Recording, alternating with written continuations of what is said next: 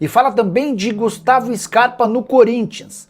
Timão respondeu a essa especulação. Tem últimas de mercado, bastidores, finanças. Fala aí pessoal, sou Jorge Nicola, bem-vindos a mais um vídeo do canal, sempre bom ter vocês por aqui, ótimo fim de semana para todos. Pedi para deixar like, se inscrever no canal e ativar as notificações, já bora de notícia. Para completar o giro de notícias, registrar que o Corinthians marcou para 25 de maio o julgamento de André Sanches dentro do Conselho Deliberativo. Vai ser a chance dos membros do CD de expulsarem André Sanches do clube por conta do uso indevido do cartão corporativo.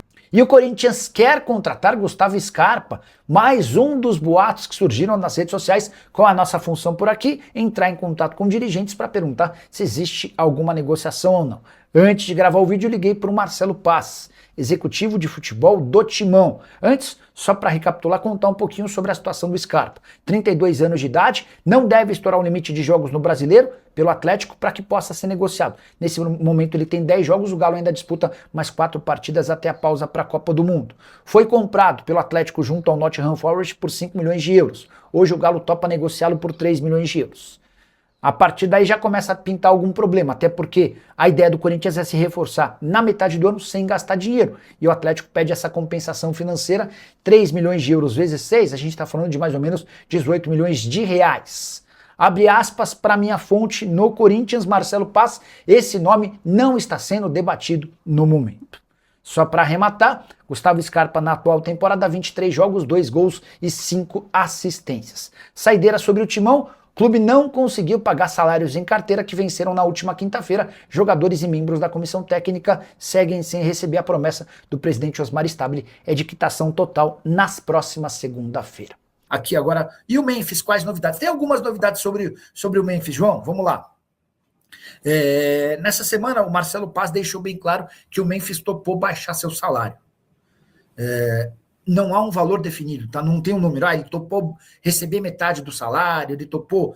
Não tem. O que o Memphis pontuou nas conversas com o Corinthians é de que ele entende que os 6 milhões de reais atuais são inviáveis para o Corinthians, tá? O Corinthians gasta 6 milhões de reais por mês e tem as responsabilidades em cima dos bônus. Ganhou título, ele tem direito a bônus. Jogou, ele tem direito a bônus. Fez gol, deu assistência, ele tem direito a bônus, tá? Isso tudo está previsto no contrato. O Corinthians mostrou para ele que gostaria muito de contar com a permanência do Memphis, mas numa condição completamente diferente. E agora, os caras estão tentando chegar a um denominador comum em relação aos números. Até quanto o Memphis topa baixar? Ele topa baixar para 3, para 3,5, para 4.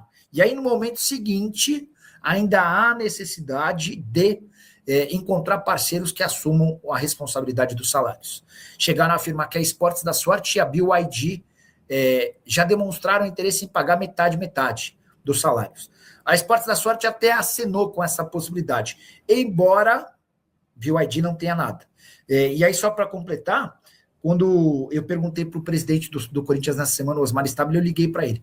Eu falei, presidente, você já tem algum parceiro disposto? Ele falou, então a imprensa está sabendo mais do que eu, porque até agora não estou sabendo de nada. Tá? Vai haver uma reunião importante na próxima semana entre o Memphis e o staff entre o Corinthians e o staff do Memphis, mas eu tenho a impressão de que o Memphis não vai lidar com essa situação com muita pressa.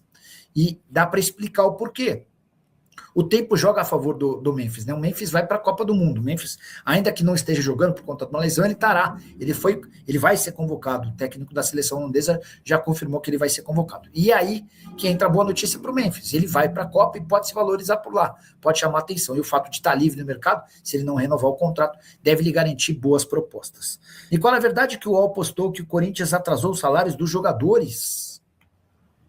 Deixa eu ver onde é que foi publicado isso. Jogadores, Corinthians, atraso.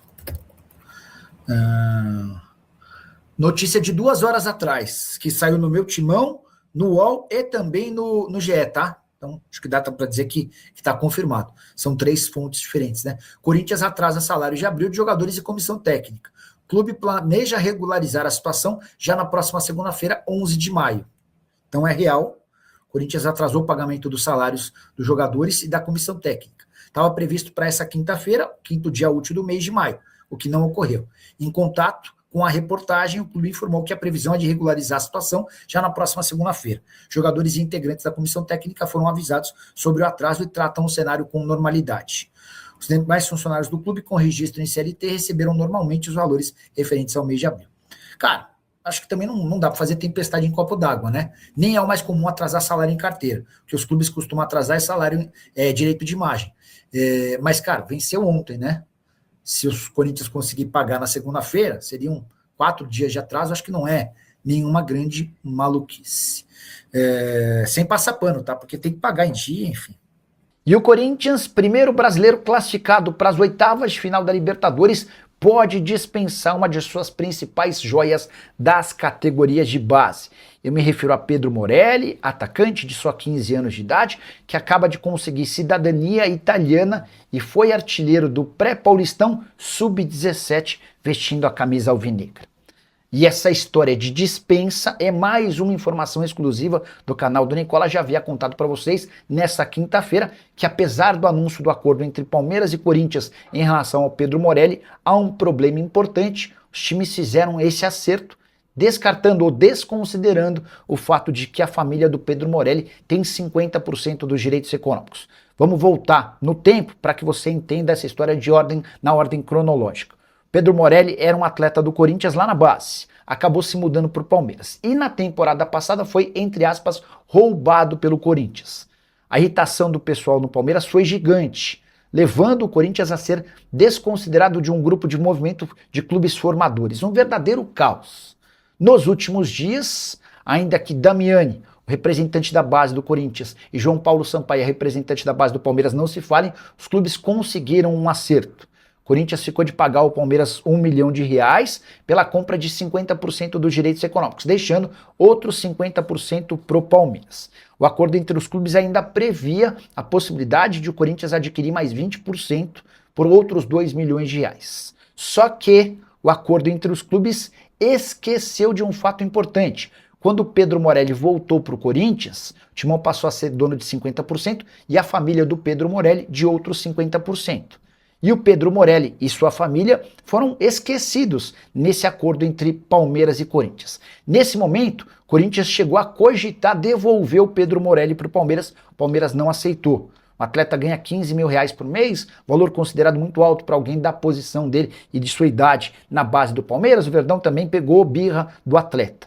E agora, sem esse acordo, os clubes não sabem o que fazer. Não está descartada a possibilidade de o Corinthians dispensar o Pedro Morelli. E aí, para desespero do garoto, ele não poderia, de acordo com esse manifesto dos clubes, atuar em qualquer time brasileiro que faça parte do movimento de clubes formadores. A definição deve acontecer nos próximos dias. Só para completar, registrar que o Corinthians está classificado para a próxima fase da Libertadores, mesmo sem ter entrado em campo nessa quinta-feira. É que Platense e Peñarol empataram na Argentina. Dessa maneira, a nova classificação do grupo tem o Corinthians com 10 pontos, Platense com 7, Santa Fé e Peñarol com 2. Como restam apenas 2 partidas, Santa Fé e Peñarol não podem ultrapassar o Timão, que é o primeiro brasileiro nas oitavas. Corinthians que ainda pega na reta final da Libertadores, nessa fase de grupos, o Peñarol fora de casa e o Platense como mandante. Saideira sobre o Corinthians, o Timão sofreu um transfer ban por dívida com o Midland da Dinamarca. Operação de compra do Charles de R$6 milhões, não foi paga. Essa decisão da FIFA foi divulgada no dia 31 de março e se não fizer o pagamento em 45 dias, o Corinthians vai sofrer o transfer ban. Corinthians que ainda busca outros R$42 milhões para resolver suas pendências com o Tajeres por Rodrigo Garro. Rapaziada, boa, chegando aqui com mais um giro de notícias exclusivas e atualizadas do Corinthians para você ficar atento e atenado sobre tudo que está sendo falado, noticiado nos bastidores do Timão. Então, rapaziada, muito obrigado por você estar acompanhando nosso vídeo até aqui. Não esqueça de dar um like, se inscreva no nosso canal e ative o sino das notificações para você sempre ser lembrado quando tiver vídeo novo por aqui, valeu? Rapaziada, sabadão desse agitadíssimo aqui no Timão. E um grande abraço, até o próximo vídeo. Fui.